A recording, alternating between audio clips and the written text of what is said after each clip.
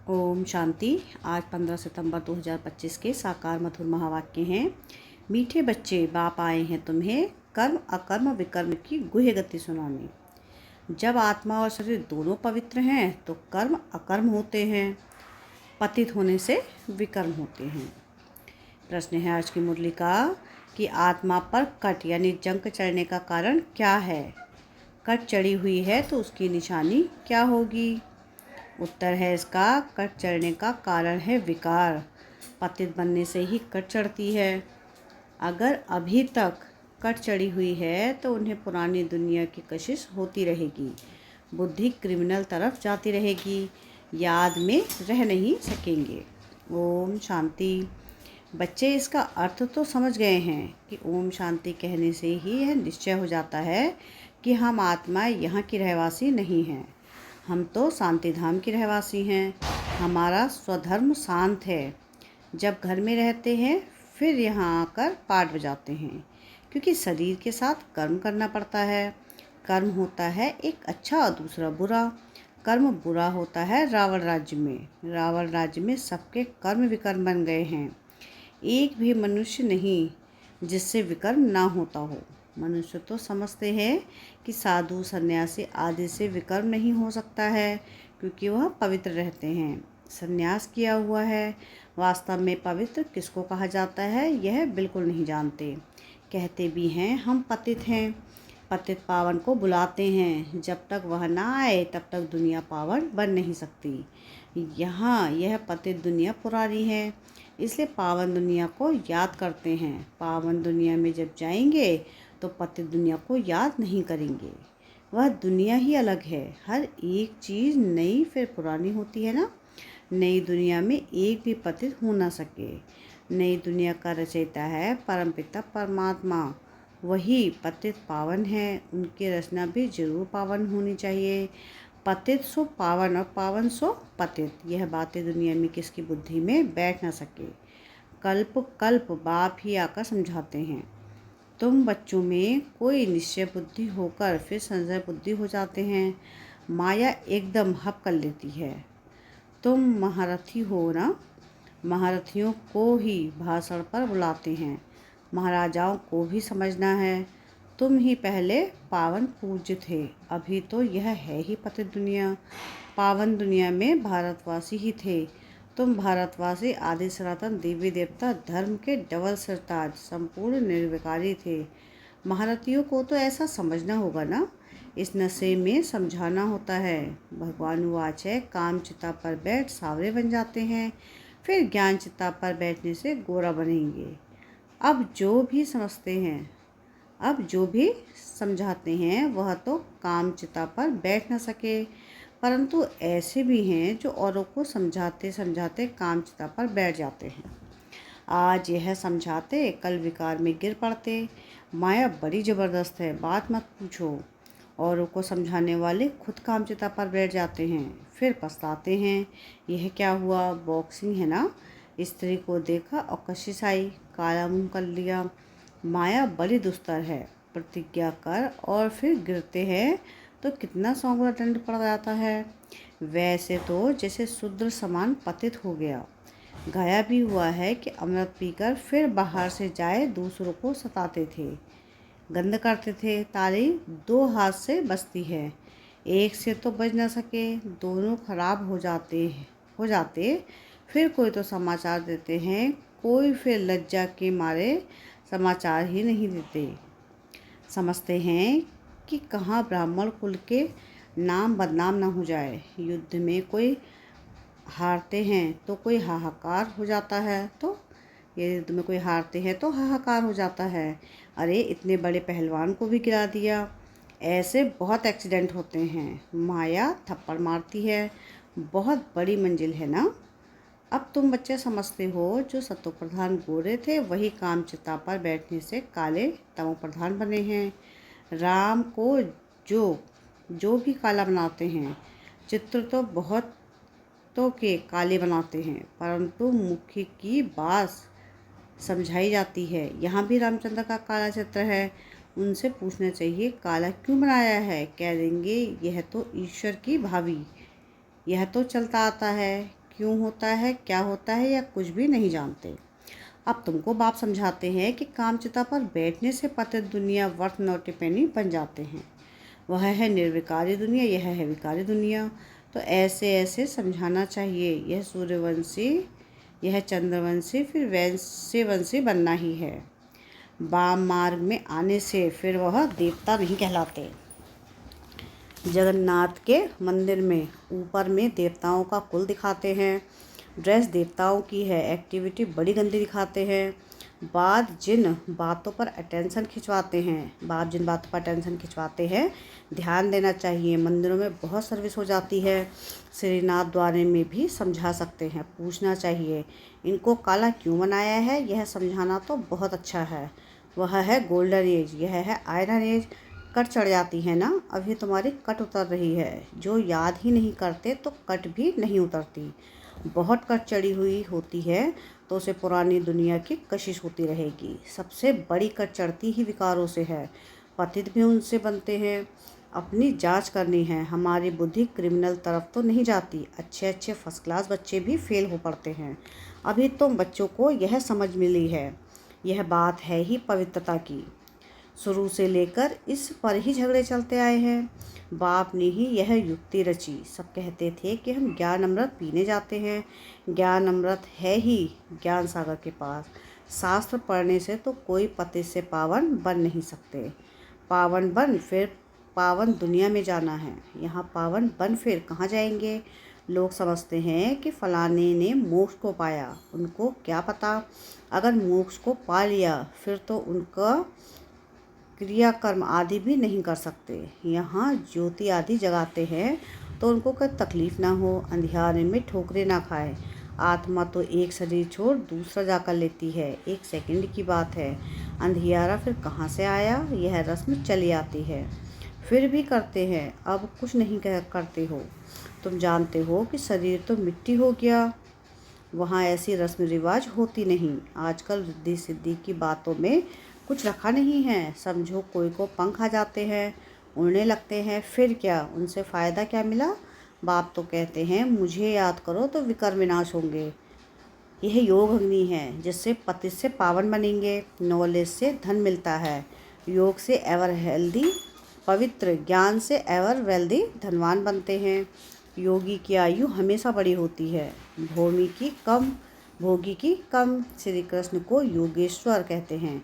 ईश्वर की याद से कृष्ण बना है, उनको स्वर्ग में योगेश्वर नहीं कहेंगे। वह तो प्रिंस है। पास्ट जन्म में ऐसा कर्म किया है जिससे यह बना है। कर्म अकर्म विकर्म की गति भी बाप ने समझाई है। आधा कल्प है राम राज्य, आधा कल्प है रावण राज्य। विकार में जाना यह सबसे बड़ा पाप है। सब भाई बहन है ना, आत्माएं सब भाई भाई हैं। भगवान की संतान होकर फिर क्रिमिनल एक्सॉल्ट करते रहते हैं। हम बी के विकार में जा नहीं सकते, इस युक्ति से ही पवित्र रह सकते हैं। तुम जानते हो अभी रावण राज्य खत्म होता है, फिर हर एक आत्मा पवित्र बन जाती है। उसको कहा जाता है कि घर घर में सोजरा, तुम्हारी ज्योत जगी हुई है। ज्ञान का तीसरा नेत्र मिला है। सतयुग में सब पवित्र ही रहते हैं। यह भी तुम अभी समझते हो। दूसरों को समझाने की बच्चों में नंबरवार ताकत रहती है, नंबरवार याद में रहते हैं। राजधानी कैसे स्थापन होती है, कोई की बुद्धि में यह नहीं होगा। तुम सोना हो ना, जानते हो याद के बल से पवित्र ब्रह्म राजा रानी बन रहे हैं। फिर दूसरे जन्म में गोल्डन स्पून इन माउथ होगा। दूसरा इम्तिहान पास करने वाले मर्तबा भी बड़ा पाते हैं। फ़र्क पड़ता है ना, जितनी पढ़ाई उतना सुख। यह तो भगवान पढ़ाते हैं। यह नशा चढ़ा हुआ रहना चाहिए। चोप चीनी यानी ताकत का माल मिलता है। भगवान बिगड़ ऐसा भगवान भगवती कौन बनाएंगे। तुम अभी पति से पावन बन रहे हो, फिर जन्म जन्मांतर के लिए सुखी बन जाएंगे, ऊंच पद पाएंगे। पढ़ते पढ़ते फिर गंदे बन जाते हैं। देह अभिमान में आने से फिर ज्ञान का तीसरा नेत्र बंद हो जाता है। माया बड़ी ज़बरदस्त है। क्या कहते हैं, बाप खुद कहते हैं कि बड़ी मेहनत है। मैं कितनी मेहनत करता हूँ ब्रह्मा के तन में आके, लेकिन समझकर फिर भी कह देते कि ऐसे थोड़ी ही हो सकता है। शिव बाबा आकर पढ़ाते हैं, हम नहीं मानते, यह चालाकी है, ऐसे भी बोल देते हैं। राजाई तो स्थापन हो ही जाएगी। कहते हैं ना कि सच की बेड़ी हिलती है परंतु डूबती नहीं। कितने विघ्न पड़ते हैं। अच्छा, मीठे मीठे से खिलते नूर रत्न शाम से सुंदर बनने वाली आत्माओं प्रति माता पिता बाप दादा का दिल व जान सिकवा प्रेम से याद प्यार और गुड मॉर्निंग। रूहानी बाप की रूहानी बच्चों को नमस्ते। हम रूहानी बच्चों की रूहानी बाप दादा को याद प्यार गुड मॉर्निंग और नमस्ते। शुक्रिया प्यारे बाबा, शुक्रिया। धारणा के लिए मुख्य सार है। सार की पहली पॉइंट है कि योग की अग्नि से विकारों की कट यानी जंग को उतारना है। अपनी जांच करनी है कि हमारी बुद्धि क्रिमिनल तरफ तो नहीं जाती। सेकंड पॉइंट है कि निश्चय बुद्धि बनने के बाद फिर कभी किसी भी बात में संशय नहीं उठाना है। विकर्मों से बचने के लिए कोई भी कर्म अपने स्वधर्म में स्थित होकर बाप की याद में करना है। वरदान है आज की मुरली का कि श्रेष्ठ पालना की विधि द्वारा वृद्धि करने वाले सर्व की बधाइयों के पात्र भव। संगम युग बधाइयों से ही वृद्धि पाने का युग है। बाप की परिवार की बधाइयों से ही बाप पल रहे। यह है कि बाप की परिवार की बधाइयों से ही आप बच्चे पल रहे हो। बधाइयों से ही नाचते गाते पलते उड़ते जा रहे हो। यह पालना भी वंडरफुल है। तो आप बच्चे भी बड़ी दिल से रहम की भावना से दाता बनकर हर घड़ी एक दो को बहुत अच्छा कह बधाई देते रहो। यही पालना की श्रेष्ठ विधि है। इस विधि से सर्व की पालना करते रहो तो बधाइयों के पात्र बन जाएंगे। स्लोगन है आज की मुरली का कि अपना सरल स्वभाव बना लेना यही समाधान स्वरूप बनने की सहज विधि है। मातेश्वरी जी के अनमोल महावाक्य हैं कि पुरुषार्थ और प्रारब्ध का बना हुआ अनादि ड्रामा। मातेश्वरी पुरुषार्थ और प्रारब्ध जो दो चीज़ें हैं। पुरुषार्थ से प्रारब्ध बनती है। यह अनादि सृष्टि का चक्र फिरता रहता है। जो आदि सनातन भारतवासी पूज्य थे वही फिर पुजारी बने। वही पुजारी पुरुषार्थ कर पूज्य बने। यह उतरना और चढ़ना अनादि ड्रामा का खेल बना हुआ है। जिज्ञासु मातेश्वरी, मेरा भी है प्रश्न उठता है कि जब यह ड्रामा ऐसा बना हुआ है तो फिर अगर ऊपर चढ़ना होगा तो आप ही चढ़ेंगे, फिर पुरुषार्थ करने का फ़ायदा ही क्या है। जो चढ़ेंगे फिर भी गिरेंगे, फिर इतना पुरुषार्थ ही क्यों करें। मातेश्वरी, आपका कहना है कि यह ड्रामा हूबहू रिपीट होता है, तो क्या आलमाइटी परमात्मा सदा ऐसे खेल को देख खुद थकता नहीं है। जैसे 4 ऋतुओं में सर्दी गर्मी आदि का फर्क रहता है, तो क्या इस खेल में फ़र्क नहीं पड़ेगा। मातेश्वरी, बस यही तो खूबी है इस ड्रामे की कि हूबहू रिपीट होता है। और इस ड्रामा में और भी खूबी है जो रिपीट होते हुए भी नित्य नया लगता है। पहले तो अपने को भी यह शिक्षा नहीं थी, लेकिन जब नॉलेज मिली है तो जो जो भी सेकंड बाय सेकंड चलता है भल हूबहू कल पहले वहाँ चलता था, परंतु जब उनको साक्षी हो देखते हैं तो नित्य नया समझते हैं। अभी सुख दुख दोनों की पहचान मिल गई। इसलिए ऐसे नहीं समझना कि अगर फेल होना ही है तो फिर पढ़े ही क्यों नहीं। फिर तो ऐसे ही समझे अगर खाना मिलना होगा तो आप ही मिलेगा, फिर इतनी मेहनत कर कमाते ही क्यों हो। वैसे हम भी देख रहे हैं अब वो चढ़ती कला का समय आया है। वही देवता घराना स्थापन हो रहा है, तो क्यों ना अभी ही वो सुख ले लेवे। जैसे देखो, अब कोई जज बनना चाहता है तो जब पुरुषार्थ करेगा तब उस डिग्री को हासिल करेगा ना। अगर उसमें फेल हो गया तो मेहनत ही बर्बाद हो जाती है। परंतु इस अविनाशी ज्ञान में फिर ऐसा नहीं होता। जरा भी इस अविनाशी ज्ञान का विनाश नहीं होता। करके इतना पुरुषार्थ ना कर दैवीय रॉयल घराने में ना भी आवे, परंतु अगर कम पुरुषार्थ किया तो भी उस सतयुगी दैवीय प्रजा में आ सकते हैं। परंतु पुरुषार्थ करना आवश्यक है, क्योंकि पुरुषार्थ से ही प्रारब्ध बनेगी। बलिहारी पुरुषार्थ की ही गाई हुई है। यह ईश्वरीय नॉलेज सर्व मनुष्य आत्माओं के लिए है। पहले पहले तो अपने को एक मुख्य पॉइंट ख्याल में अवश्य रखनी है कि जब इस मनुष्य सृष्टि झाड़ का बीज रूप परमात्मा है, तो उस परमात्मा द्वारा जो नॉलेज प्राप्त हो रही है वो सब मनुष्यों के लिए ज़रूर है।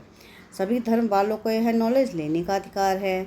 भला हर एक धर्म की नॉलेज अपनी अपनी है, हर एक का शास्त्र अपना अपना है, हर एक की मत अपनी अपनी है, हर एक का संस्कार अपना अपना है, लेकिन यह नॉलेज सबके लिए है। भल तो इस ज्ञान को ना भी उठा सके, हमारे घराने में भी ना आए, परंतु सबका पिता होने कारण उनसे योग लगाने से फिर भी पवित्र अवश्य बनेंगे। इस पवित्रता के कारण अपने ही सेक्शन में पद अवश्य पाएंगे, क्योंकि योग को तो सभी मनुष्य मानते हैं। बहुत मनुष्य ऐसे होते हैं, हमें भी मुक्ति चाहिए, मगर सजाओं से छूट मुक्त होने की शक्ति भी इस योग द्वारा मिल सकती है। ओम शांति। अव्यक्त इशारे हैं आज के। अब लगन के अग्नि को प्रज्वलित कर योग को ज्वाला रूप बनाओ। आप बच्चों के पास पवित्रता की जो महान शक्ति है, यह श्रेष्ठ शक्ति ही अग्नि का काम करती है, जो सेकंड में विश्व के किचड़े को भस्म कर सकती है। जब आत्मा पवित्र की संपूर्ण स्थिति में स्थित होती है, तो उस स्थिति में श्रेष्ठ संकल्पों से लगन की अग्नि प्रज्वलित होती है और किचड़ा भस्म हो जाता है। वास्तव में यही योग ज्वाला है। आप सभी बच्चे अपनी इस श्रेष्ठ शक्ति को कार्य में लगाओ। अच्छा, ओम शांति।